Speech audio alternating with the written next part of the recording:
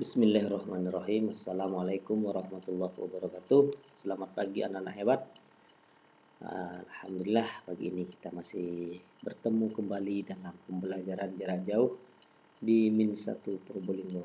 Insyaallah kita semua masih dalam lindungan Allah Subhanahu wa taala. Amin amin ya Allah ya rabbal alamin.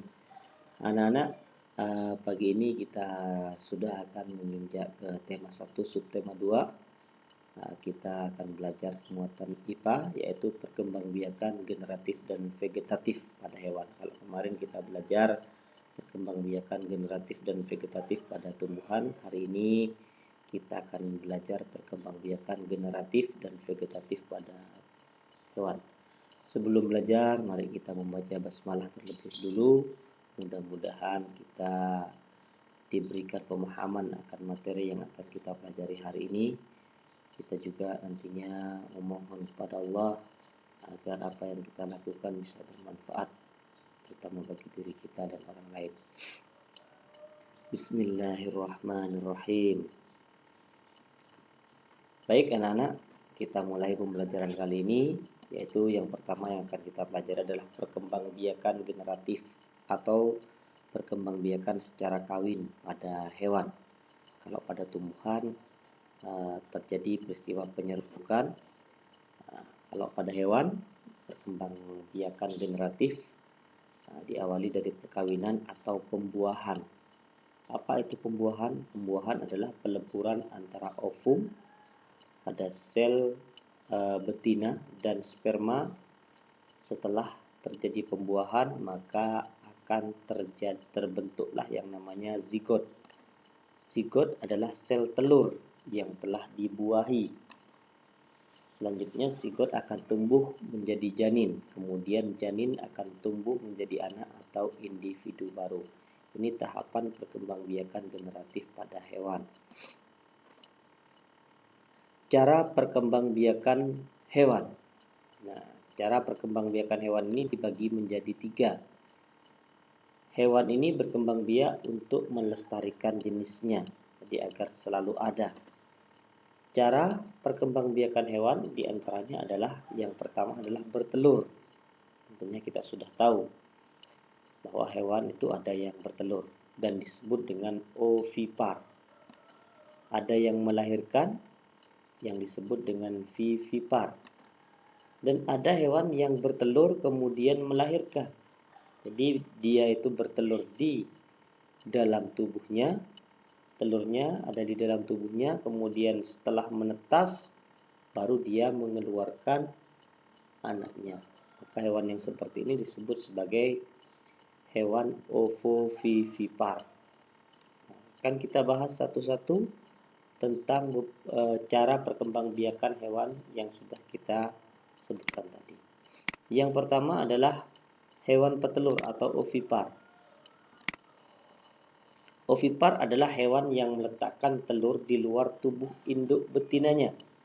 Jadi telurnya ada di luar tubuhnya. Dia bisa dierami ataupun bisa kayak kura-kura ditimbun di dalam pasir. Nah, embrio atau individu baru tumbuh di dalam telur.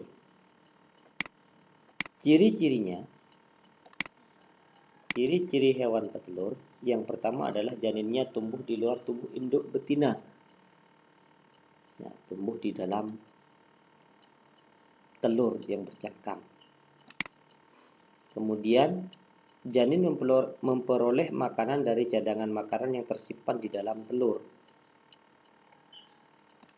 Kemudian janin tumbuh relatif cepat. Nah, hewan bertelur ini janinnya tumbuh sangat cepat. Biasanya berkisar antara 20 sampai 21 hari, maka telur itu sudah akan menetas.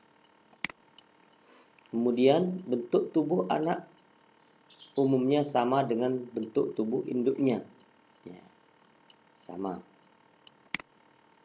Kemudian tidak mempunyai daun telinga. Nah, tidak ada daun telinga. Kalau telinganya ada, yang tidak ada adalah daun telinganya.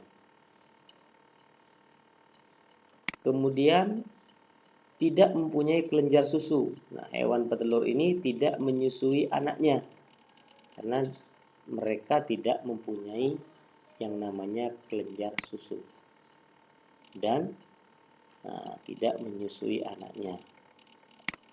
Contohnya apa saja?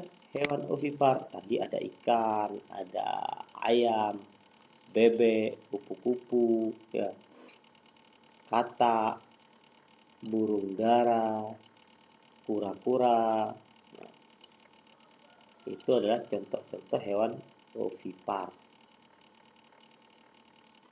atau hewan yang bertelur. Yang kedua, yaitu hewan yang melahirkan, vivipar. Vivipar adalah hewan yang melahirkan anaknya. Hewan vivipar ini menyusui anaknya sehingga disebut sebagai mamalia. Nah, hewan yang menyusui anaknya disebut sebagai mamalia. Ciri-ciri hewan vivipar, hewan yang melahirkan anaknya, berbeda dengan ovipar tadi yang janinnya tumbuh di luar induknya. Hewan vivipar ini janin tumbuh di dalam rahim induknya atau bisa disebut sebagai masa kehamilan. Kemudian janin memperoleh makanan dari induknya. Kalau tadi makanannya diperoleh dari cadangan makanan yang ada di dalam telur. Kalau di sini janinnya atau bayinya memperoleh makanan dari dalam tubuh induknya sendiri melalui tali pusat atau disebut dengan plasenta. Kemudian pertumbuhan janinnya relatif lambat, butuh waktu berbulan-bulan untuk melahirkan. Ada yang 6 bulan, ada yang 9 bulan, bahkan ada yang lebih dari 1 tahun. Bentuk tubuh anak yang lahir sama dengan bentuk tubuh induknya. Kalau yang melahirkan sapi, ya yang keluar sapi, ya sama tubuh induknya. Kemudian mempunyai daun telinga. Nah, ini yang disebut sebagai daun telinga, anak ya. Di hewan ini, hewan yang mempunyai daun telinga adalah hewan yang cara perkembangbiakannya pasti melahirkan. Dan ini induk betinanya menyusui anaknya. Nah, itu. Apa saja contoh hewan vivipar? Nah, banyak di sekitar kita, ada kucing, tikus, kemudian kelelawar, lumba-lumba, ikan paus, kambing, gajah, singa, harimau, terenggiling, ya, badak. Pokoknya ciri utamanya yang sangat menonjol adalah bahwa dia itu mempunyai daun telinga. Yang ketiga adalah hewan bertelur kemudian melahirkan atau disebut sebagai ovovivipar. Nah, kadal, ini merupakan hewan yang bertelur tetapi telurnya menetas di dalam tubuh induknya. Lalu kemudian setelah menetas, induk betina akan mengeluarkan dari tubuh induk betinanya seperti melahirkan. Nah, hewan yang demikian disebut bertelur kemudian melahirkan. Nah, hewan ovovivipar tidak memiliki ciri khusus seperti hewan ovipar dan vivipar. Nah, antara lain apa saja? Beberapa jenis ular, ada platypus, kuda laut, ikan hiu. Nah, ini adalah beberapa contoh hewan ovovivipar. Ini adalah platypus. Nah, ini ikan pari. Kemudian ini ikan hiu. Kemudian kuda laut, bunglon, kadal. Kemudian ada ular, ya, yang memiliki cara perkembangbiakan ovovivipar. Nah, itu tadi perkembangbiakan generatif. Sekarang kita akan beralih kepada perkembangbiakan vegetatif pada hewan. Perkembangbiakan vegetatif adalah perkembangbiakan tanpa melalui pembuahan. Jadi individu baru di sini muncul dari bagian tubuh induknya. Nah, apa saja? Yang pertama adalah membelah diri. Nah, perkembangbiakan membelah diri ini terjadi pada hewan yang bersel satu, seperti amoeba, protozoa, paramecium, dan virus. Virus ini cepat sekali menyebar karena dia berkembang biak dengan cara membelah diri. Jadi satu menjadi dua, dua menjadi empat, empat menjadi delapan, dan seterusnya. Secara umum, perkembangbiakan vegetatif pada hewan bersel satu dengan cara membelah diri. Contohnya adalah amoeba seperti ini. Ini inti selnya.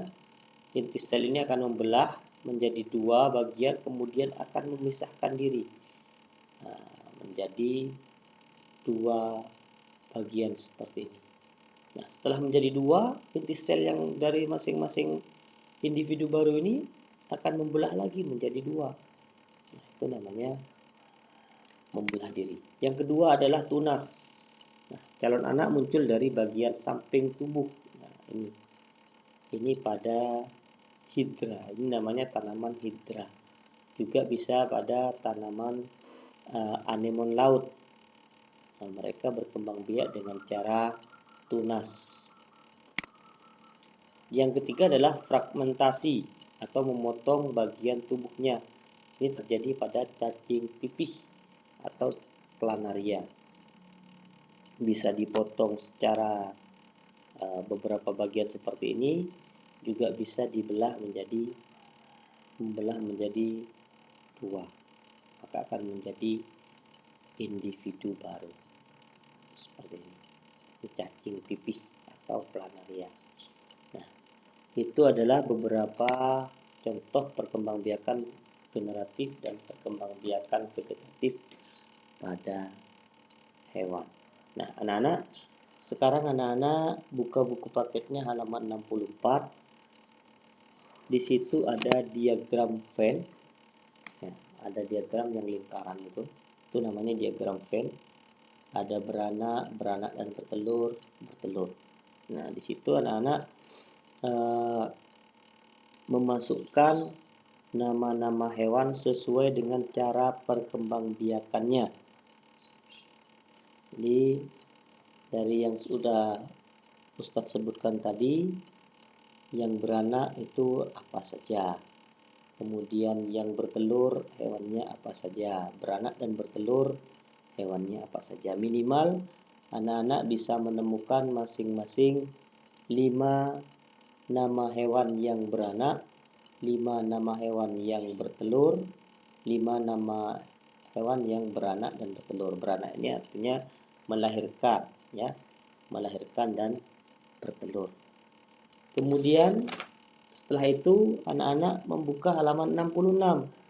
Di atas ada kotak. Tulislah manfaat perkembangbiakan hewan secara ovipar dan vivipar. Nah, apa manfaatnya? Yang ovipar atau yang bertelur, apa yang bisa dimanfaatkan? Dan yang vivipar, apa yang bisa dimanfaatkan? Nah, itu saja yang bisa Ustadz jelaskan pada pagi ini. Mudah-mudahan bisa membawa manfaat bagi kita semua. Terima kasih, semoga bermanfaat. Tetap sehat dan semangat belajar di rumah. Ustadz akhiri, wassalamualaikum warahmatullahi wabarakatuh.